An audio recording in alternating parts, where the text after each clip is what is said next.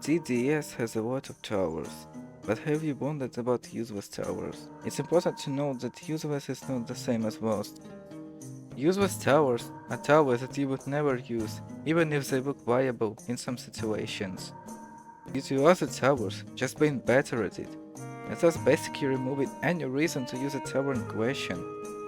While worse towers are those that are unviable in most scenarios, and are never used not because they are outclassed or have no place in the current meta, but because they just suck stat-wise. Take for example Paintbowler and Golden Minigunner.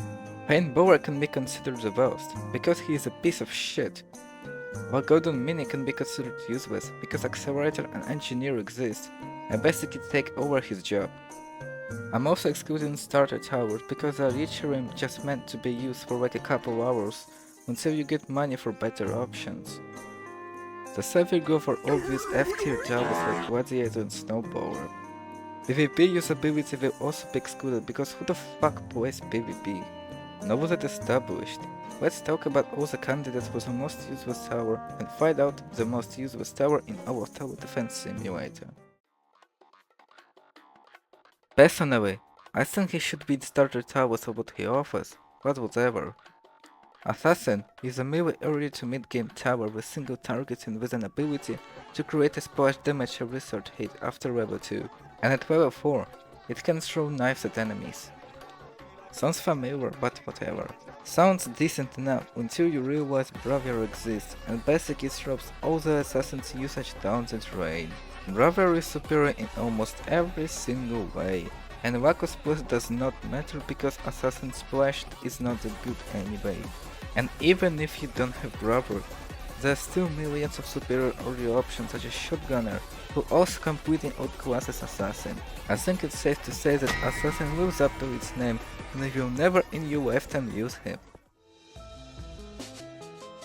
Gatling Gun is a DPS tower with one placement limit that allows it to enter into the first-person shooter mode to pierce through enemies with big DPS. Sounds tasty until you realize that most DPS options are objectively superior. The reason is that you can only place a single Gatling down as opposed to 6 engineers or 8 accelerators.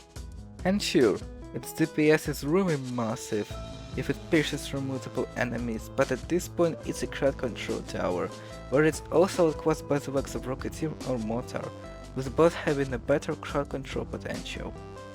What we have as a result is a weird and objectively outclassed crowd control and DPS hybrid that require constant attention in form of first-person shooter mode to be good. And thus, this tower can be rightfully called useless as you will just use other, more convenient and easy to use towers over it. You might say that just before reaching higher weeks, Turret is a decent DPS option, and it is, but the second you get your hands on either Accelerator or Engineer, Turret just stops existing.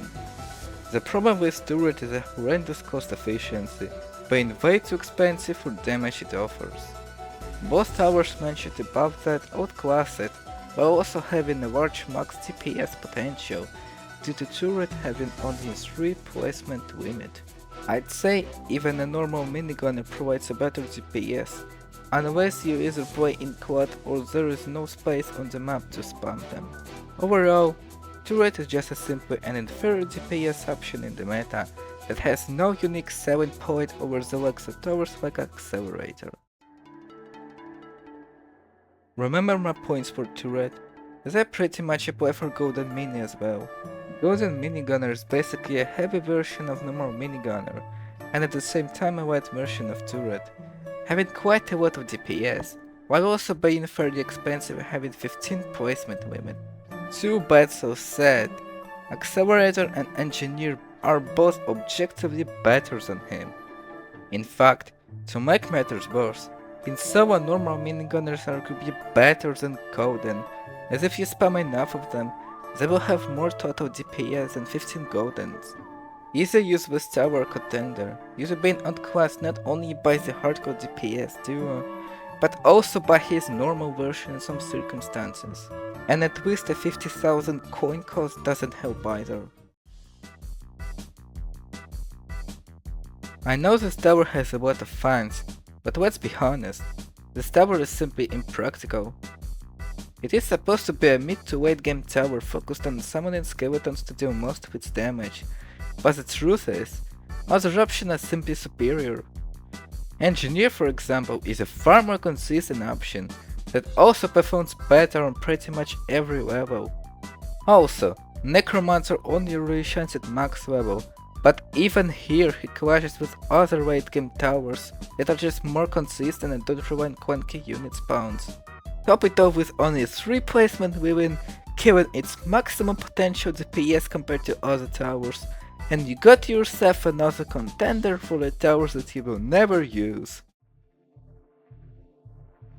Most event towers are unfortunately usually left underpowered and inferior picks to evergreen towers. Examples include Avecam destroyed by both military and mercenary base, Executioner who is half bugged and is fully outclassed by almost every shot controller, Slasher who is a brother from Temu, and a lot of others.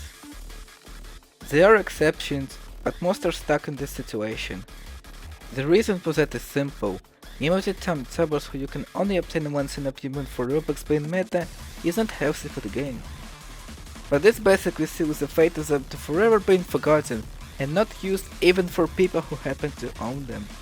Therefore, they can also be classified as useless due to being worse than evergreen towers. Now, who do I think is the most useless tower from them all, and arguably the most useless tower in TDS? I won't consider event towers for this, because it's too much to bother. Anyway, my choice for the most useless tower is Assassin. Also towers have at least some niche use like Guardian can be used on maps like Infernal Abyss to shred enemies on the crosspath. And Turret, as stated earlier, can be quite useful if you don't have better options and just starting out. Golden Minigunner was a close one, but I guess you can suggest some usage for it. But Assassin has zero practical usage. In early, it's outclassed by Shotgunner, and later on, Bravia puts a nail in the coffin. He tries to do everything at once and fails at everything. Therefore, Assassin is officially the most useless tower in TDS. Thanks for watching. Like, subscribe, hype, and goodbye.